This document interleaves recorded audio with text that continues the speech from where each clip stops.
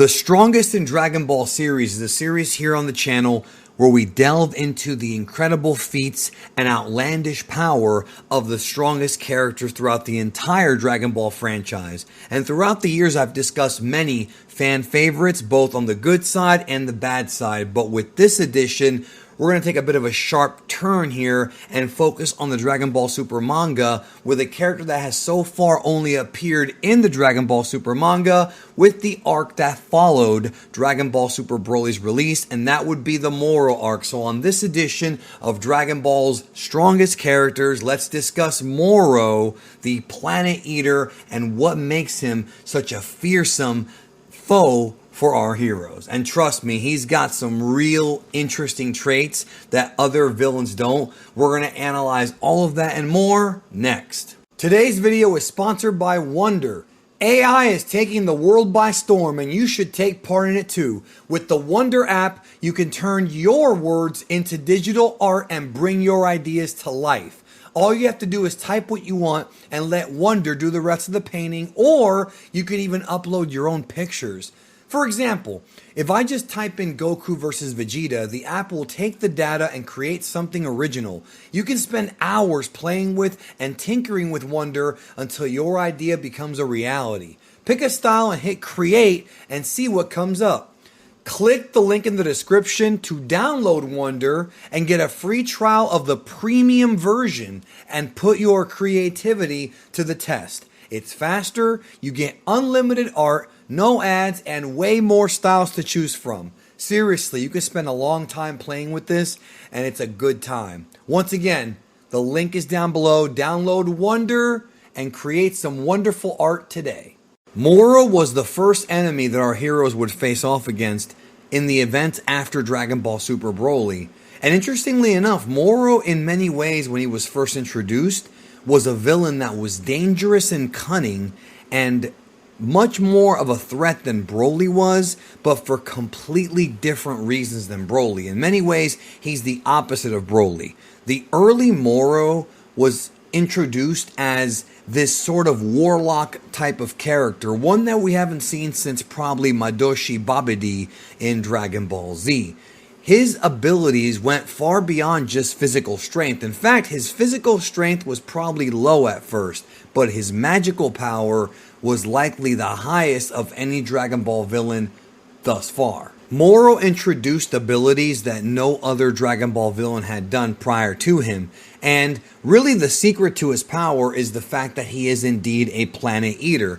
Borrowing concepts from characters such as Ego the Living Planet and Galactus from the Marvel Comics, Toriyama and Toyotaro's Moro really can improve his battle power by absorbing the energy, the life energy from other planets. Although it's never specifically stated to be Genki, the same energy that Goku uses to create the Spirit Bomb, aka the Genki Dama, it seems to be the same thing. And that is what gives Moro his incredible power. And as he absorbs this energy, he gets stronger and stronger. Think of him as sort of like a galactic level version, a cosmic level version of Cell. Cell would go around absorbing individuals and taking their energy for his own and converting it into power, whereas Moro did it for entire planets and solar systems over 10 million years ago and continue to do it to this day. His biggest enemies were the Kaioshin, namely the Grand Supreme Kai and the South Supreme Kai, both of which were able to seal Moro's magic away, but never really able to totally defeat him. So when he returned in the Moro arc, he was already a big problem for Goku and the others. Despite having done all that training, they struggled during the early confrontation with Moro because Moro had the ability to manipulate the energy of the planet itself and turn it against Goku and Vegeta, which he did. On top of that, Moro had the ability to absorb energy and turn off transformations with his magic without others even noticing until it was too late. No other villain in Dragon Ball has ever done something like this. Once Moro absorbed the energy from New Namek, he powered up and started to regain some of that scary power that he had during his conflict with the gods millions of years ago. Moro's ability to covertly absorb energy is probably his most dangerous ability, and the one that Goku and Vegeta had to figure out a way around in order to win. And because of that, they would both go their separate ways, train separately to try to figure out this puzzle that was Moro. Vegeta would, of course, go train with the Yardrats and learn Force Spirit Fission so that he too could manipulate energy, while Goku went to go train with Mirrors, the covert angel, and learn how to truly tap into Ultra Instinct at will.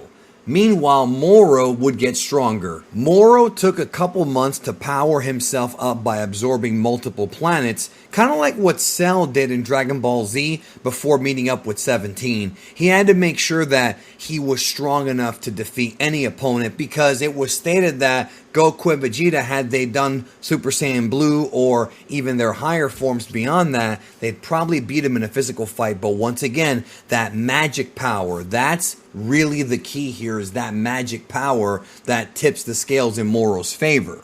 And don't forget, when Moro was on planet New Namek, he made a wish to the Namekian dragon Porunga to wish for his magic power to go back to full capacity. So at this point, he's really a problem. But that would be far from the last power-up.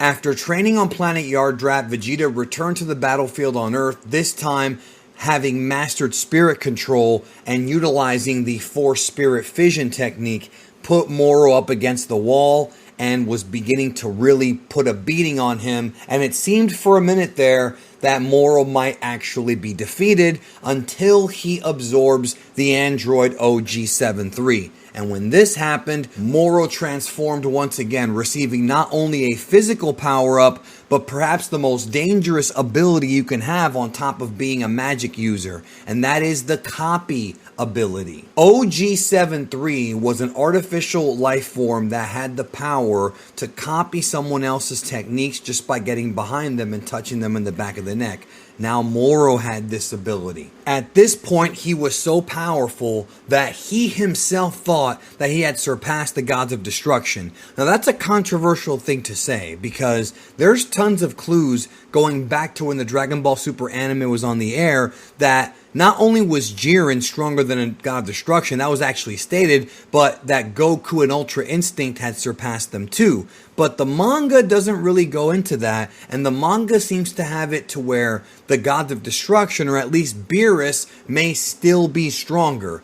But either way, this statement should be taken seriously, because at this point, Moro is stronger than both Jiren and Goku were during the Tournament of Power. So at the very least, he should be even slightly, if you want to lowball it, stronger than Gods of Destruction. Now, whether or not he was stronger than Beerus, that's up for debate, because Beerus makes some confident statements later on in the arc, specifically when Moro had absorbed the Earth, to being able to defeat him. But it could also be that Beerus was going to hit his weak spot, and maybe you don't have to be that much stronger if you know the weak spot. That's up for debate. I'll go more into that later. But either way, the statement that Moro makes seems to imply at the very least that he's stronger than most of the gods. Perhaps he was talking about the Grand Supreme Kai, whom he had faced off against 10 million years ago, and we found out in this arc was way stronger than we had originally thought when we first heard about him during the Dragon Ball Z days. But no matter where you might scale Moro, whether it be above Beerus by a high degree or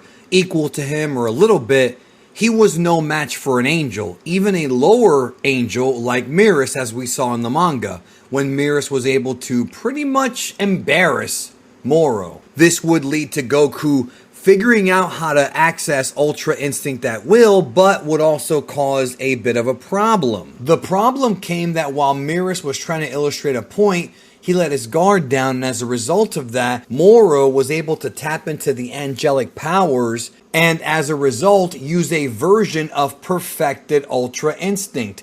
To this day, Moro is the only villain, as of the making of this video, who has actually used Ultra Instinct, and thus was able to fight on par physically with Ultra Instinct Goku. If you were to take everything that I said in this video, before what I just said, and strip it all away, just get rid of it all, just the mere fact that Moro was able to use Ultra Instinct, that right there alone puts him above everyone from the past. Obviously, Dragon Ball is an ongoing story, and we had the Granola arc afterward, and we had Cell Max and Superhero come out afterward, and whatever else is coming out in the future of the manga, and whatever stories we have upcoming. But Moro doing that right there is, without question, his most impressive accomplishment and the height of power when it comes to a villain. But guess what? I know it's a Dragon Ball trope and a meme, but guess what? That is not even his final form. So what wound up happening is that Moro's body became unstable because it could not withstand the angelic Ultra Instinct power. And as a result of that, Moro needed a new body, one that could harness the power and contain it to where he's not in pain and not out of control. So what did he do? Something that's sort of the reverse of absorption, which is straight up possession. And what did he possess? The entire planet Earth. We have not seen this ever before we saw it in this arc. So that's pretty impressive if you ask me. This became a real problem. Now, prior to him absorbing the Earth, we found out from really the example shown to us by Mirrors that to beat this Moro 7-3 hybrid, you have to destroy all the crystals on his body, or at least to stop him. And that is ultimately what would be his downfall, because when Moro absorbed the planet, it became a very delicate situation, because according to what we said, that if Moro was killed while having the Earth absorbed, the planet would be destroyed and the entire galaxy would fall under it as well. Had it not been for the discovery that the crystal on Moro's forehead was his weak spot, this would have been the end. And luckily, Ultra Instinct Goku was able to get the job done after absorbing power thanks to Vegeta's Force Spirit Fission from various different aspects of the planet, the people, and Oob, who was apparently filled with God Ki unknowingly. So even though Moro legitimately became one of the most threatening problems they've ever faced off against, the team was able to do it by working together and helping each other, not just through training, but by actual teamwork, even though things may have seemed dire. Either way, though, this episode of the Strongest in Dragon Ball series is meant to highlight the incredible power feats from Moro. And to be frank with you, I think we've covered pretty much everything and the reason as to why this dude was so damn strong. And a lot of it had to do with his magical abilities in combination with his absorption of 7-3. This is a real problem that was thankfully averted, but it could have been a lot worse. For example, what would have happened if Moro's body did not have issues with the angelic powers? What if Moro was able to use the Angel Ultra Instinct properly? That could have been the end right there. So that I leave up to the imagination. Thanks for watching the video, and I hope you enjoyed it. And if you like this edition of The Strongest in Dragon Ball, check these out as well.